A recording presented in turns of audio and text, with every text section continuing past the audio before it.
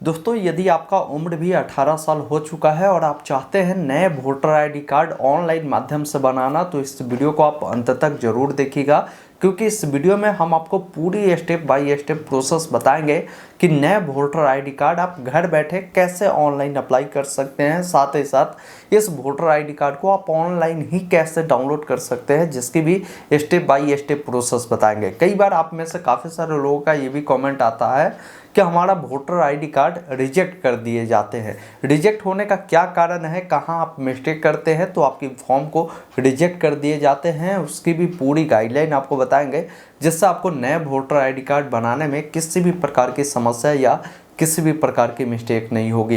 Video को आप अंत तक देखिएगा। हर एक जानकारी अगर आपको समझना है तो वीडियो अगर आपको पसंद आए तो प्लीज़ इसे एक लाइक कर दीजिएगा, और चैनल पर नए हैं तो सब्सक्राइब जरूर कीजिएगा, ताकि इस प्रकार की लगातार अपडेट आप तक मिलती रहेगी। फिलहाल स्क्रीन पर चलते हैं और हर एक जानकारी को स्टेप बाय स्टेप आपको बताते हैं। एक नए वोटर आईडी कार्ड बनाने के लिए सबसे पहले आपको आना होगा वोटर सर्विस पोर्टल के ऑफिशियल वेबसाइट पे। इस वेबसाइट पर आप वोटर आईडी कार्ड से जुड़ा कई सारे काम कर सकते हैं। जैसे आप नए वोटर आईडी कार्ड बनाना चाहते हैं तो आप यहाँ से फॉर्म 6 को भरकर आप अप्लाई कर सकते हैं। साथ ही साथ जो NRI है उन्हें फॉर्म 6A भरना होगा नए वोटर आईडी कार्ड बनाने के लिए। वोटर आईडी कार्ड के लिए जब आप अप्लाई कर देते हैं तो उसका एप्लीकेशन का स्टेटस चेक कर सकते हैं, इलेक्टोरल सर्च कर सकते हैं। इसके अलावा किसी भी प्रकार के वोटर आईडी कार्ड में कोई सुधार करना है या ऑब्जेक्शन करना है, डिलीट करना है, तो आप यहां से कर सकते हैं। अगर आपकी एड्रेस में जो शिफ्टिंग की जो एड्रेस दी गई उसमें कुछ भी संशोधित करना है तो आप यहां से कर सकते हैं। फॉर्म 8 को भरकर आधार लिंकिंग का काम कर सकते हैं। तो मतलब वोटर आईडी कार्ड से जुड़ा जितने सारे काम होंगे आपको इसी पोर्टल से करना होगा। इस पोर्टल पर आने के बाद सबसे पहला काम करना होगा वोटर आईडी कार्ड बनाने के लिए आपको यहाँ पर मिलता है new registration for general electoral, और यहाँ पर फॉर्म फिलअप की प्रक्रिया करने के लिए फॉर्म 6 मिलता है, जिस पर आपको क्लिक करना है।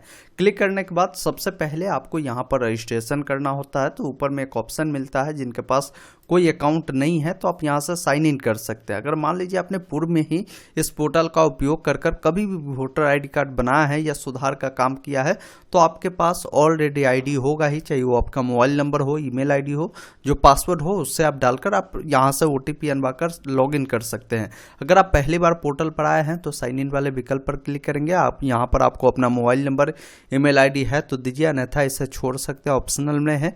बाकी कैप्चा कोड को डालना है और कंटिन्यू वाले विकल्प पर क्लिक करेंगे। जो नंबर देंगे उस पर एक OTP मिलेगा, OTP को डालकर इसे वेरीफाई करना है और यहाँ से लॉगिन वाले विकल्प पर आना है।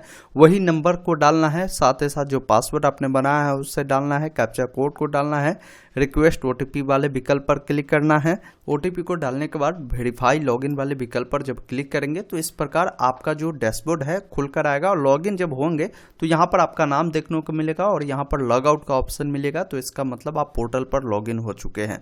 अब नए वोटर आईडी कार्ड बनाना है तो आपको फॉर्म जो 6 मिलता है, जिस वाले लिंक पर आपको क्लिक करना होगा।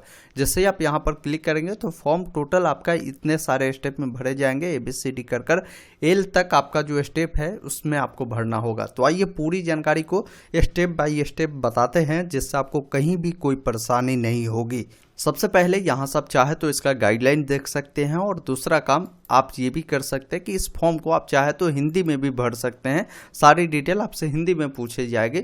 अगर आप इंग्लिश में भरना चाहते हो तो इंग्लिश को भी आप चुन सकते हैं। इंग्लिश को ही रखिएगा, सारी स्टेप मैं आपको हिंदी में ही बता दूंगा, जिससे आपको कहीं भी कोई परेशानी नहीं होगी। सबसे पहले आपको अपना राज्य बताना है, किस राज्य के आप निवासी है। ऑल इंडिया आप किसी भी राज्य से आते हैं इस पोर्टल से आवेदन कर सकते हैं। जैसे ही आप अपना राज्य को चुनते हैं तो उस राज्य के अकॉर्डिंग आपका कौन सा जिला है उसकी जानकारी आपको बतानी है। जैसे आप इतना करते हैं तो आपसे असेंबली कंस्टिट्यूएंसी पूछी जाती है। तो यहाँ से आपको बताना होगा कि आपके जिला के अकॉर्डिंग जो भी आपका विधानसभा निर्वाचन जो क्षेत्र होता है वो जो होगा आप यहाँ से चयन करेंगे। अगर मान लीजिए किसी को वो विधानसभा निर्वाचन क्षेत्र से नहीं आते हैं, वो संसदीय निर्वाचन क्षेत्र से आता है, तो वैसे स्थिति में आप इस ऑप्शन को सेलेक्ट कर उसकी जानकारी आप फिल कर सकते हैं और उसके बाद नेक्स्ट वाले विकल्प पर क्लिक करना है।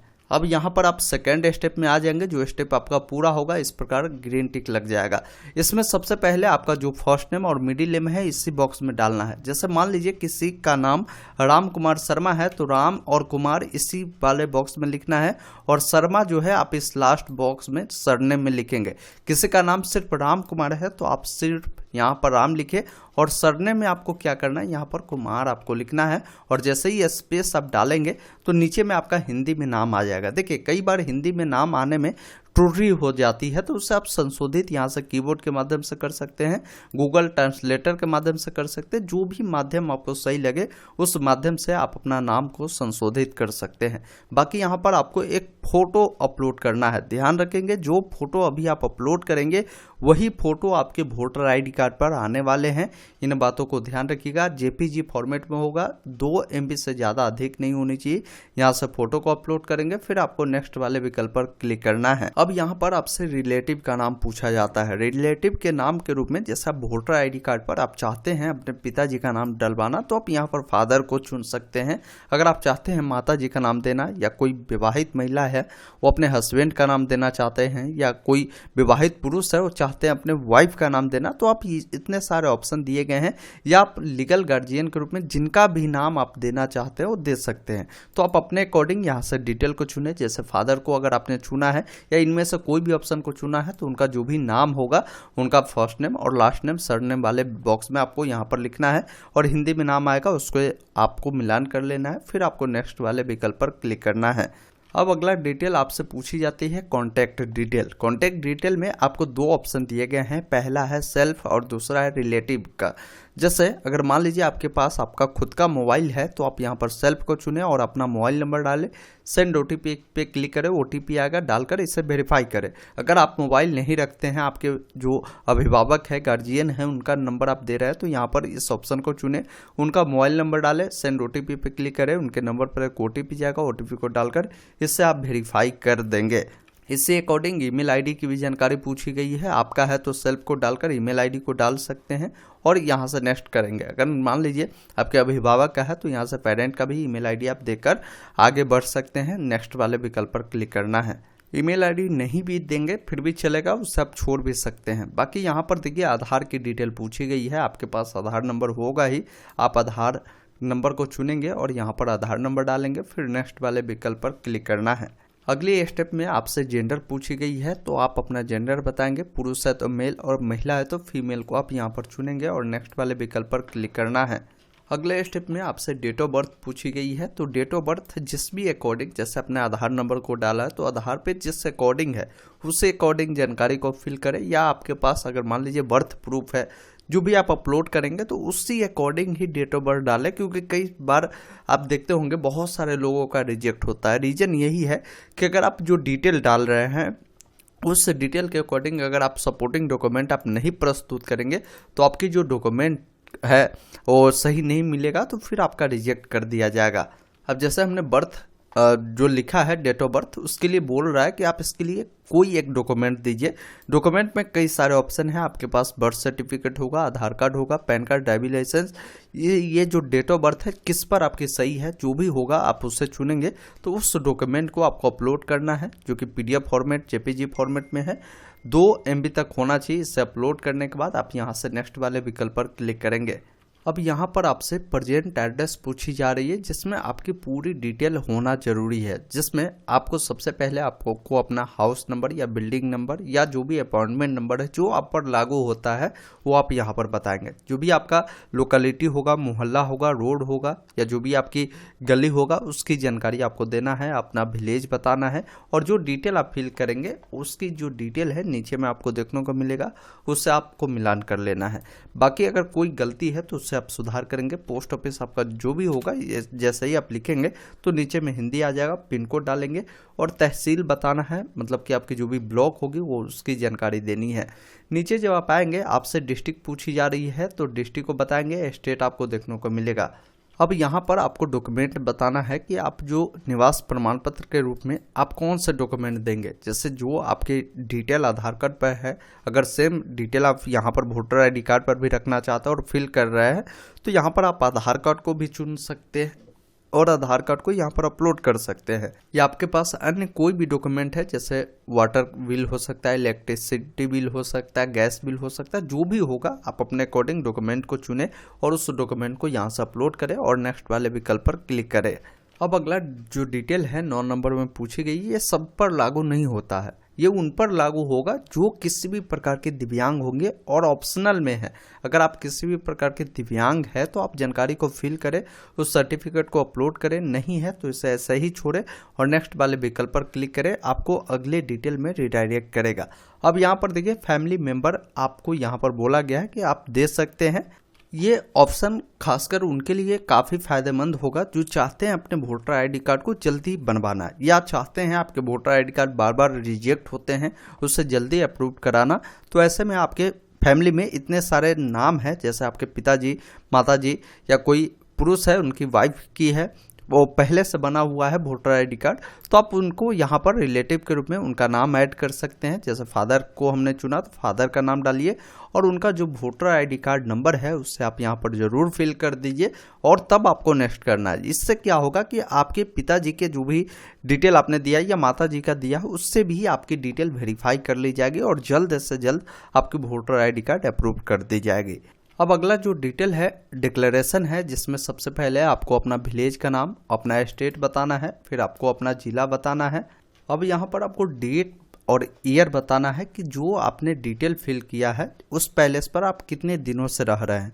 तो आप यहाँ पर अपने अकॉर्डिंग जानकारी को आप फिल कर सकते हैं जो भी आपको लगता है। मतलब मान लीजिए आपकी जन्म वहीं हुई है तो आप वो मंथ और साल जो डेट ऑफ बर्थ का है उससे आप लिख दीजिएगा, इससे भी कहीं भी कोई परेशानी नहीं होगी। यहाँ पर आपको पैलेस लिखना है, फिर एक ऑप्शन नेक्स्ट का मिलेगा जिस पर क्लिक करना है। अब आपके सामने कैप्चा कोड आएगा, कैप्चा कोड को यहाँ पर फिल करना है और एक बार यहाँ पर प्रीव्यू सेक्शन आएगा, प्रीव्यू एंड सबमिट पर क्लिक कर जो भी डिटेल आपने फिल किया उसका मिलान आपको जरूर करना है। अब इस प्रीव्यू में आपको पूरी जानकारी एक बार अच्छे से मिलान करना है, सभी जानकारी सही है तो आप यहाँ पर सबमिट करें, कोई डिटेल गलत है तो अभी आप यहाँ पर कीप एडिटिंग का ऑप्शन मिलता है जिस पर क्लिक करें। सबमिट करते ही आपके सामने यहाँ पर एक रेफरेंस नंबर मिल जाएगा जिससे नोट कर रख सकते हैं और यहीं से आप इसका जो PDF है डाउनलोड कर सकते हैं। अब आपको समय समय पर इसका स्टेटस देखना है, इसके वेबसाइट पर ही आएंगे, एक ऑप्शन मिलेगा ट्रैक एप्लीकेशन स्टेटस जिस पर क्लिक करना है। बाकी यहाँ पर आपको अपना वही रेफरेंस नंबर जो अभी आपको मिला है उससे डालेंगे, अपना स्टेट को डालेंगे और एक ऑप्शन सबमिट का मिलेगा जिस पर क्लिक करना है। आपका स्टेटस यहाँ पर खुलकर आ जाएगा।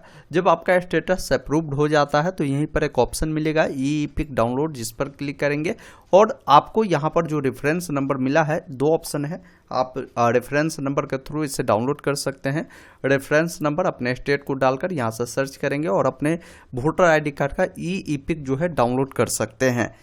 दोस्तों अभी आपने देखा, हमने आपको पूरी जानकारी बताया कि कैसे वोटर आईडी कार्ड के लिए आपको ऑनलाइन अप्लाई करना होता है। ऑनलाइन अप्लाई करने के बाद एक बात को ध्यान रखिएगा, रिजेक्ट होने का ये भी एक काफ़ी बड़ी रीज़न है कि अगर आप एक बॉर्डर एरिया से बिलोंग करते हैं तो वैसे स्थिति में आपको वोटर आईडी कार्ड अप्लाई करने के बाद इसका प्रिंट और साथ ही साथ जो भी सपोर्टिंग डॉक्यूमेंट आपने लगाया है जैसे अपना आधार कार्ड, अपना फ़ोटो, इन सबको ले जाकर आप अपने BLO के पास जाएंगे या आपके जो भी इलेक्टोरल ऑफिसर होंगे उनके पास भी आप जाकर अपने वोटर आईडी कार्ड को अप्रूवल करवा पाएंगे।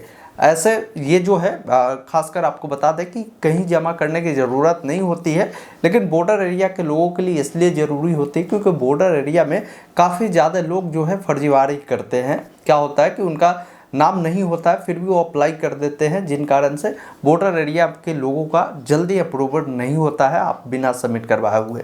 बाकी हमारा अपडेट अगर आपको पसंद आया हो तो इसे लाइक शेयर कर दीजिए, चैनल को सब्सक्राइब कीजिए, इस प्रकार के लगातार अपडेट कीजिए। हम मिलते हैं आपसे अगली वीडियो में। वीडियो देखने के लिए बहुत बहुत धन्यवाद।